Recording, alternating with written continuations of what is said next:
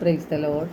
സ്നേഹമുള്ളവരെ, നമ്മുടെ ബലഹീനതയിൽ പരിശുദ്ധാത്മാവ് നമ്മെ സഹായിക്കും. പൂർവകാലങ്ങളിൽ പ്രവാചകന്മാർ വഴി വിവിധ ഘട്ടങ്ങളിലും വിവിധ രീതിയിലും ദൈവം നമ്മുടെ പിതാക്കന്മാരോട് സംസാരിച്ചിട്ടുണ്ട്. എന്നാൽ അവസാന നാളുകളിൽ തൻ്റെ പുത്രൻ വഴി അവിടുന്ന് നമ്മോട് സംസാരിച്ചിരിക്കുന്നു. പിതാവായ ദൈവം തൻ്റെ പുത്രനെ ഈ ഭൂമിയിലേക്ക് അയച്ചത് ലോകത്തെ ശിക്ഷയ്ക്ക് വിധിക്കാനല്ല, പ്രത്യുത അവൻ വഴി ലോകം രക്ഷ പ്രാപിക്കാനാണ്. ജഡികരായി ജീവിക്കുന്ന പാപാന്ധകാരത്തിൽ വസിക്കുന്ന നമ്മെ രക്ഷിക്കുവാനായിട്ട് ഈശോ നമ്മുടെ ഹൃദയത്തിൽ വസിക്കുവാൻ ആഗ്രഹിച്ചു. അതുകൊണ്ടാണ് തൻ്റെ അന്ത്യത്താഴവേളയിൽ തൻ്റെ ശരീരവും രക്തവും പങ്കുവെച്ച് നൽകുന്ന പരിശുദ്ധ കുർബാന സ്ഥാപിച്ചുകൊണ്ട് നമ്മുടെ ഹൃദയത്തിൽ വസിക്കുവാൻ ഈശോ ആഗ്രഹിച്ചു.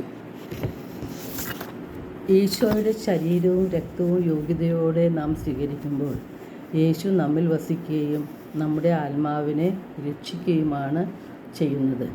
യോഹന്നാൻ 14:18 യേശു പറയുന്നുണ്ട്, ഞാൻ നിങ്ങളെ അനാഥരായി വിടുകയില്ല എന്ന്.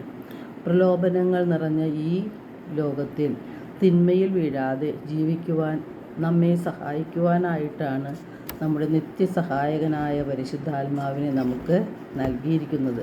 റോമ 5:5 നാം കാണുന്നുണ്ട്, ദൈവത്തിൻ്റെ സ്നേഹമാണ് പരിശുദ്ധാത്മാവ്.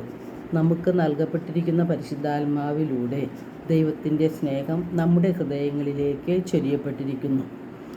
വിശുദ്ധിയിൽ ജീവിക്കുവാൻ പരിശുദ്ധാത്മാവിൻ്റെ സഹായം കൂടിയേ തീരൂ. പരിശുദ്ധാത്മാവ് നമ്മെ സത്യത്തിൻ്റെ പൂർണ്ണതയിലേക്ക് നയിക്കും.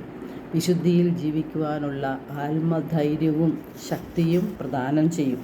യേശു പഠിപ്പിച്ച കാര്യങ്ങളെല്ലാം നമ്മെ ബോധ്യപ്പെടുത്തി തരുന്നത്, ഓർമ്മയിൽ കൊണ്ടുവരുന്നത് പരിശുദ്ധാത്മാവാണ്. അങ്ങനെ പാപബോധവും പശ്ചാത്താപവും മാനസാന്തരവും പരിശുദ്ധാത്മാവ് നമ്മിൽ നൽകുന്നുണ്ട്. യോഹന്നാൻ 7:37 യേശു പറഞ്ഞു, ദാഹിക്കുന്നവർ എൻ്റെ അടുക്കൽ വന്ന് കുടിക്കട്ടെ. എന്നിൽ വിശ്വസിക്കുന്നവൻ്റെ ഹൃദയത്തിൽ നിന്ന് വിശുദ്ധ ലിഖിതം പ്രസ്താവിക്കുന്നത് പോലെ ജീവജലത്തിൻ്റെ അരുവികൾ ഒഴുകും. യേശു ഇത് പറഞ്ഞത് യേശുവിൽ വിശ്വസിക്കുന്നവർ സ്വീകരിക്കാനിരിക്കുന്ന ആത്മാവിനെ പറ്റിയാണ്. പരിശുദ്ധാത്മാവിനായിട്ട് നാം ദാഹത്തോടെ പ്രാർത്ഥിക്കുമ്പോൾ പരിശുദ്ധാത്മാവിൻ്റെ നിറവ് നമുക്ക് ലഭിക്കും. ജോയൽ 2:28 ജോയൽ പ്രവാചകനിലൂടെ കർത്താവ് അരുളി ചെയ്യുന്നുണ്ട്, എല്ലാവരുടെയും മേൽ എൻ്റെ ആത്മാവിനെ ഞാൻ വർഷിക്കും എന്ന്. ദൈവം അളന്നല്ല ആത്മാവിനെ നൽകുന്നത്. ആർക്കെല്ലാമാണ് കൂടുതൽ ദാഹത്തോടെ പരിശുദ്ധാത്മാവിന് വേണം എന്ന ചിന്തയോടെ പ്രാർത്ഥിക്കുന്നത്, അവരിലേക്ക് സമൃദ്ധമായി ആത്മാവിനെ ദൈവം വർഷിക്കും.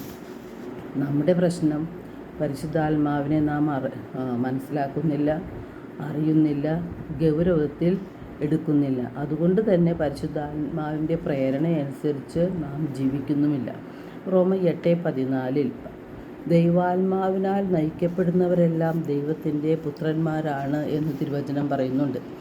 ദൈവാത്മാവിനാൽ നാം നയിക്കപ്പെടുമ്പോൾ നാം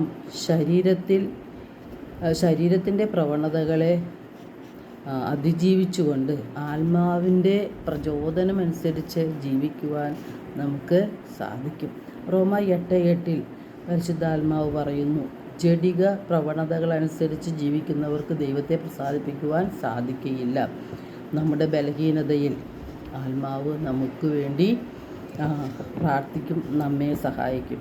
അതിനാൽ ആത്മീയ കാര്യങ്ങളിൽ മനസ്സ് വെച്ചുകൊണ്ട് പരിശുദ്ധാത്മാവിനെ ലഭിക്കുവാനായിട്ട്, പരിശുദ്ധാത്മാവിൻ്റെ നിറവിനായിട്ടാണ് നാം അനുദിനം പ്രാർത്ഥിക്കേണ്ടത്. എല്ലാവരെയും ദൈവസമൃദ്ധമായി അനുഗ്രഹിക്കട്ടെ.